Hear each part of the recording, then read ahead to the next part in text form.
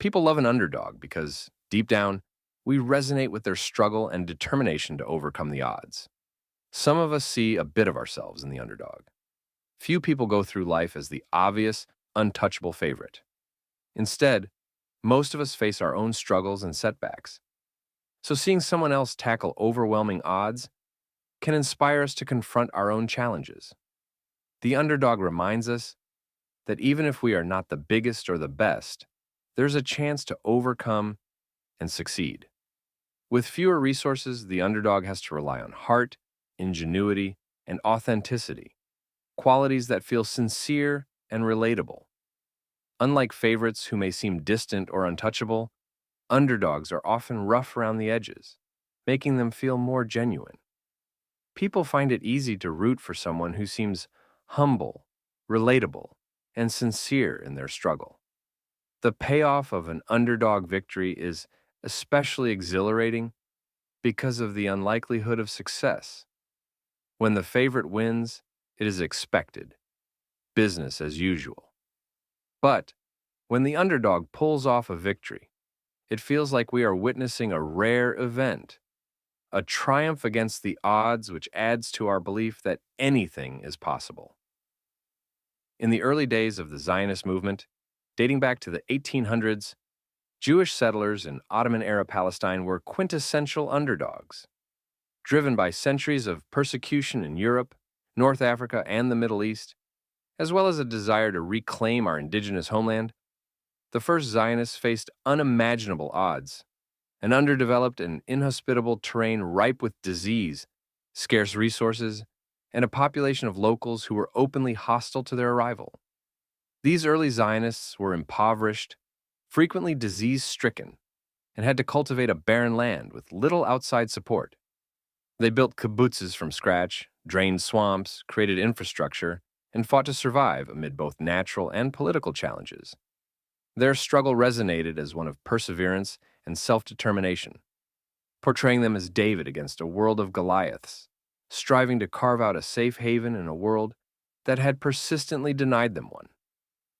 For much of the 20th century, the Jewish community in Ottoman-era and then British-era Palestine, and later the State of Israel, retained this underdog status. They were a tiny minority in a region dominated by much larger and often adversarial Arab states and militias. As we all know, Israel's establishment in 1948 was met with an immediate war when neighboring Arab countries launched attacks, determined to prevent the nascent Jewish state from taking root. Israel's early wars for survival solidified its image as a vulnerable yet resilient outpost of Jewish autonomy against an array of powerful foes with rising international leverage. Each military victory was hard-fought, feeding the perception of a people triumphing against seemingly insurmountable odds. At the same time, the Palestinian movement began to shift the narrative in the mid-20th century, especially as the Israeli-Palestinian conflict grew more complex and more visible to the world.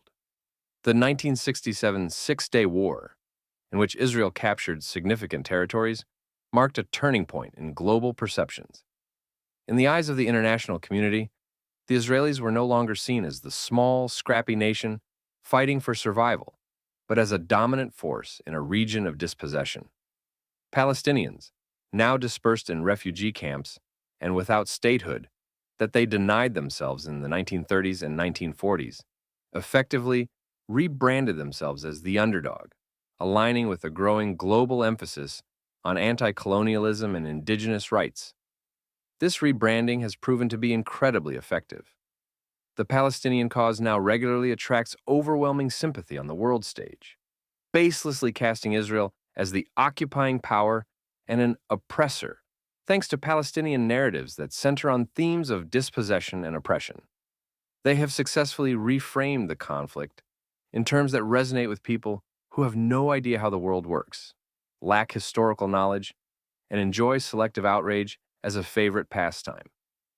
In this shift, the underdog mantle has been stolen from Zionist pioneers by the Palestinian movement, nefariously positioning itself as the beleaguered party in an asymmetrical struggle for the destruction of Israel disguised as self-determination. Meanwhile, the Israelis have developed one of the most successful countries on this planet, including pound for pound the world's greatest military, defense, and intelligence. No less an impressive economy that produces foremost innovations. Never mind Israel's vibrant culture and constant contributions to medicine, the arts, science, agriculture, and academia. The more Israel breeds success, the more it irritates critics at every turn.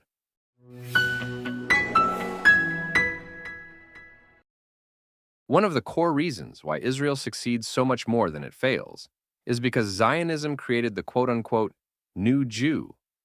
Early Zionists were motivated by the alarming rise of violent anti-Semitism.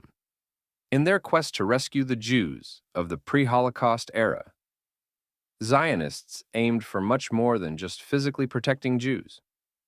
Rather, the goal was to change the relationship between Jews and Gentiles by changing Jews themselves. Zionism was never just a political project, but a cultural one, to create a new type of Jew, according to Rabbi Mishael Zion, founding director of the Mandel Leadership Institute's Program for Leadership in Jewish Culture. This objective was based on a robust, critical analysis of how Jews had lived in their 2,000 years of exile and the effects this had on the Jewish character. Frankly, it made many Jews soft, quiet, shy, and reserved. The new Jew is exactly the opposite. Outwardly, brashly, stubbornly, optimistically, and even obnoxiously proud to be Jewish. But Zionism did not convert all Jews into new Jews.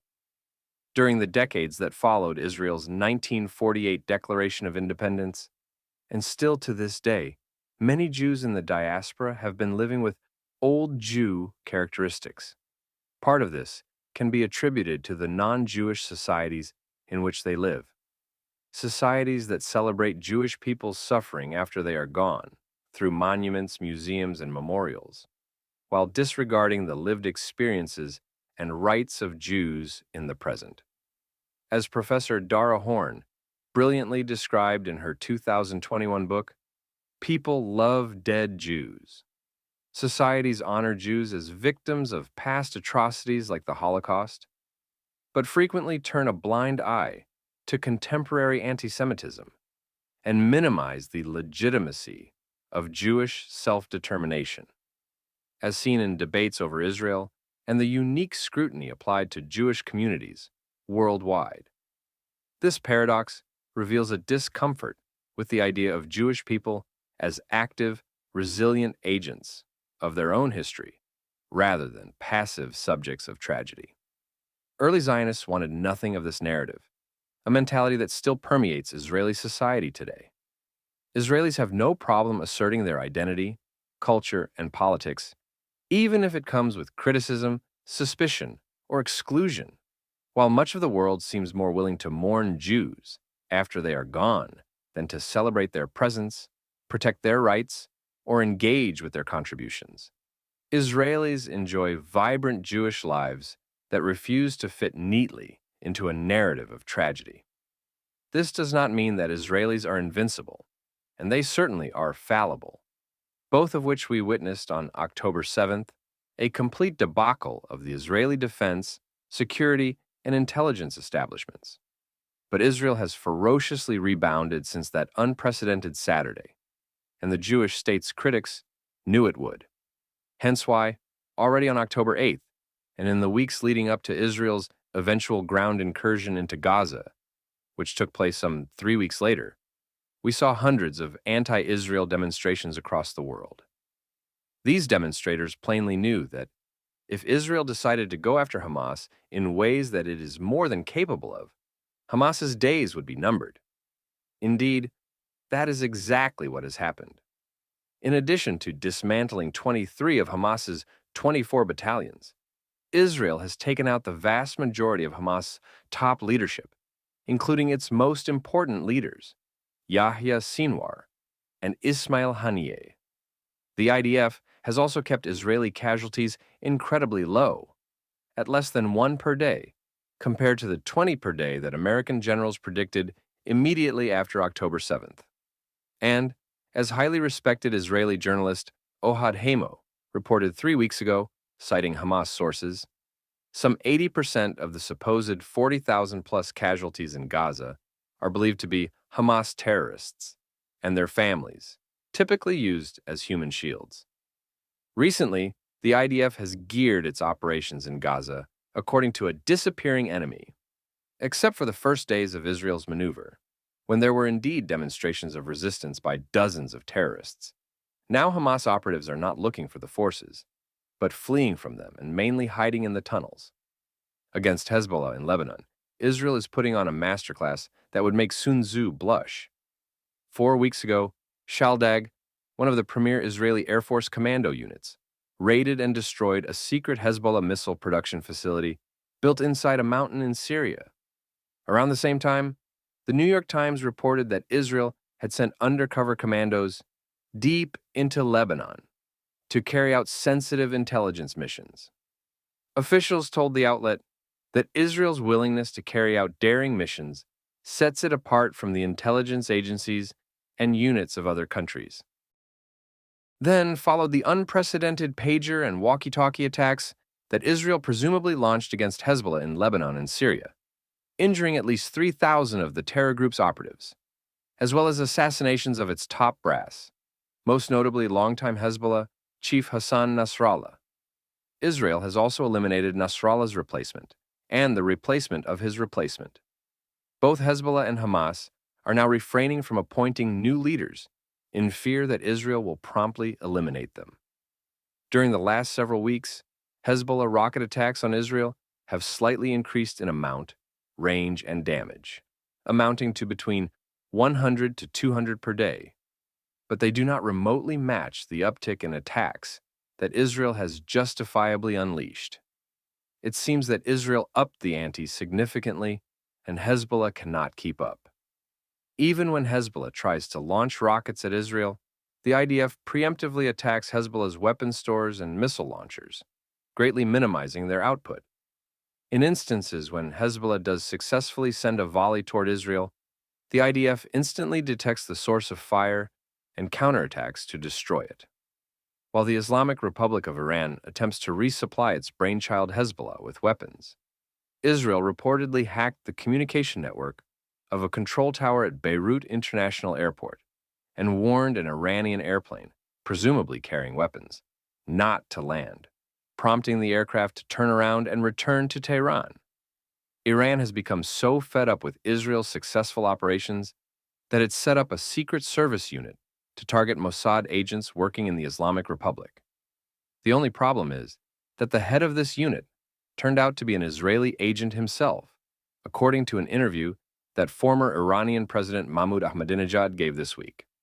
Ahmadinejad added that another 20 agents on the Iranian intelligence team tasked with monitoring Israeli spying activities also turned against Tehran, providing Israel with sensitive information on the Iranian nuclear program. Then, over this weekend, Israel made Iran's energy and nuclear facilities more vulnerable than ever. The Israeli Air Force destroyed the Iranian regime's most advanced anti-aircraft systems and struck a dozen targets in Iran that were used to produce solid fuel for long-range ballistic missiles, crippling Iran's ability to produce them. One report said that a secret ballistic missile factory, which was the backbone of Iran's missile industry, has been completely put out of commission. We should also note that 4 female Israeli Air Force soldiers participated in the retaliatory attack against Iran, which can be described as poetic because the Iranian regime is known for tremendous oppression against women. Thus, the successes of the IDF and the Mossad have deep regional significance.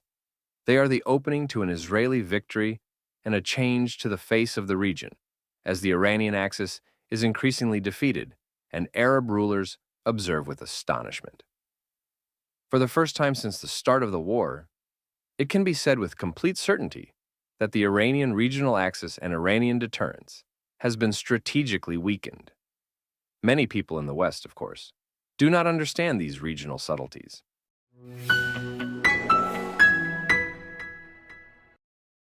When Jews began arriving to our indigenous homeland in the 1800s, the Galilee was swampy, the Judean mountains were rocky, the south of the country, the Negev, was a desert, and Tel Aviv did not exist.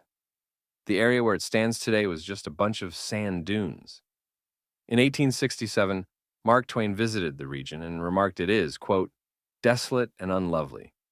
Of Jerusalem, he wrote, quote, the stateliest name in history has lost all its ancient grandeur and has become a pauper village. 80 years later, in 1947, when the Zionists accepted the United Nations partition plan for British-era Palestine, one state for the Arabs and another for the Jews, the Zionists accepted, even though the bulk of the proposed Jewish state's territory consisted of the Negev desert, which was mostly unsuitable for agriculture and urban development at the time. Here's how Israel's first and only female prime minister, Golda Meir, described it. Moses brought us to the one spot in the Middle East that has no oil. Yet tiny Israel, with no substantial natural resources and surrounded by genocidal enemies, has emerged as the heavyweight, eating the Iranian regional axis as a nosh in between breakfast and lunch. If a group not named the Jews was in Israel's place right now, the entire world would be cheering them on, praying for a victory over these barbaric jihadists, while lobbying for their political leaders to offer every ounce of possible support, just like we all got behind Ukraine after Russia's invasion 2 years ago. But because it is the Jews in question, suddenly the world finds its conscience clouded with complexities and both sides rhetoric. The atrocities committed are somehow debated rather than condemned, dissected rather than denounced. It is as if the sheer fact that the Jews are defending themselves transforms an otherwise straightforward struggle for survival into an intellectual and/or emotional dilemma. If any other group was under constant threat of annihilation, indiscriminately attacked with rockets, hostages taken, children murdered, there would be no nuance. Yet, with Israel, international support is never without an asterisk. Apologies are demanded, restraint is preached, and aid is scrutinized. People who have never read a page of history are suddenly self-proclaimed experts on the real issues behind the violence. But we know exactly what is happening. For much of the world, the existence of a strong, unyielding Jewish state disrupts their comfortably selective empathy, and the very idea that Jews refuse to be perpetual victims bothers them more than the jihadist terrorism aimed at us Jews.